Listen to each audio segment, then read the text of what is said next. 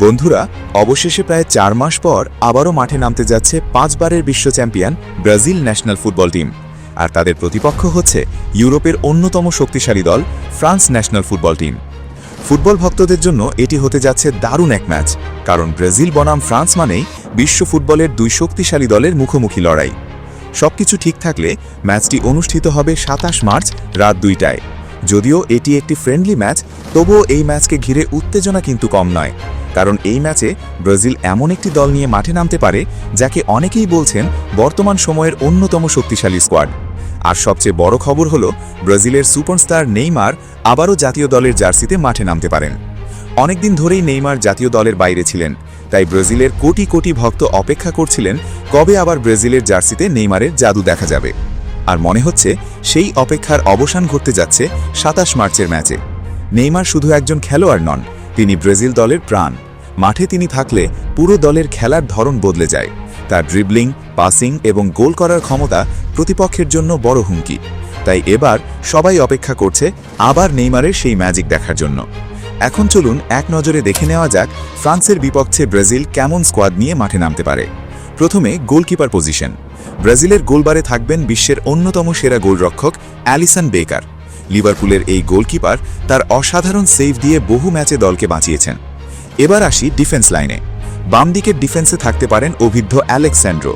Centre back পজিশনে দেখা যেতে পারে দুই শক্তিশালী ডিফেন্ডার গ্যাব্রিয়েল ম্যাগেলহাইস এবং মার্কিনহোসকে। গ্যাব্রিয়েল ম্যাগেলহাইস বর্তমানে ইউরোপে দারুণ পারফর্ম করছেন, এবং মার্কিনহোস বহু বছর ধরে ব্রাজিল ডিফেন্সের অন্যতম ভরসা। ডান দিকের ডিফেন্সে থাকতে পারেন এডার মিলিটাও। তার গতি এবং ট্যাকলিং দক্ষতা ব্রাজিলের রক্ষণভাগকে আরও শক্তিশালী করবে। এবার আসি মিডফিল্ডে। ডিফেন্সিভ মিডফিল্ডে থাকতে পারেন অভিজ্ঞ তারকা ক্যাসিমিরো। তার কাজ হবে মিডফিল্ড নিয়ন্ত্রণ করা এবং প্রতিপক্ষের আক্রমণ ভেঙে দেওয়া। তার পাশে থাকতে পারেন ব্রুনো গিমারাইস। তিনি বর্তমানে দুর্দান্ত ফর্মে আছেন এবং তার পাসিং ও বল কন্ট্রোল ব্রাজিলের আক্রমণ তৈরি করতে সাহায্য করবে। আর অ্যাটাকিং মিডফিল্ডে থাকতে পারেন রাফিনহা। তার গতি এবং ড্রিবলিং প্রতিপক্ষের ডিফেন্সের জন্য বড় সমস্যা হতে পারে। এবার আসি আক্রমণ ভাগে। বাম দিকের উইংয়ে দেখা যাবে ব্রাজিলের অন্যতম সেরা তারকা ভিনিসিয়াস জুনিয়রকে। তার গতি এবং ড্রিবলিং প্রতিপক্ষের ডিফেন্সকে সবসময় চাপে রাখে। ডান দিকের আক্রমণে থাকতে পারেন তরুণ প্রতিভা এস্তেভাও উইলিয়ান। অনেকেই তাকে ব্রাজিল ফুটবলের ভবিষ্যৎ হিসেবে দেখছেন। আর আক্রমণের কেন্দ্রে থাকবেন ব্রাজিলের সবচেয়ে বড় তারকা নেইমার।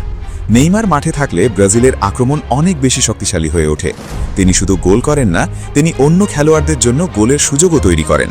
তাই যদি নেইমার সত্যি এই ম্যাচে খেলেন, তাহলে ব্রাজিল ভক্তদের জন্য এটি হবে বড় সুখবর। তবে ব্রাজিলের জন্য ম্যাচটি মোটেও সহজ হবে না, কারণ তাদের প্রতিপক্ষ ফ্রান্স, যারা বর্তমানে বিশ্বের অন্যতম সেরা দল। তাদের দলে রয়েছে অনেক বিশ্বমানের খেলোয়াড় এবং তারা যে কোনো সময় ম্যাচের গতিপথ বদলে দিতে পারে। এই কারণেই বলা যায় এই ম্যাচে কে জিতবে সেটা আগে থেকে বলা খুবই কঠিন, কারণ ফুটবল এমন একটি খেলা যেখানে শেষ বাঁশি বাজা পর্যন্ত কিছুই নিশ্চিত নয়। তবে একটি বিষয় নিশ্চিত, এই ম্যাচে আমরা দেখতে যাচ্ছি দুই শক্তিশালী দলের দুর্দান্ত লড়াই। এখন প্রশ্ন হচ্ছে, এই ম্যাচে কে জিতবে, ব্রাজিল নাকি ফ্রান্স?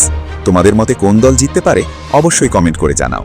আর যদি ভিডিওটি ভালো লাগে তাহলে অবশ্যই লাইক দিও, এবং এমন আরও ফুটবল আপডেট পেতে চ্যানেলটি সাবস্ক্রাইব করতে ভুলবে না, কারণ এখানে প্রতিদিনই আমরা নিয়ে আসি ফুটবল বিশ্বের নতুন নতুন খবর, বিশ্লেষণ এবং দারুণ সব আপডেট।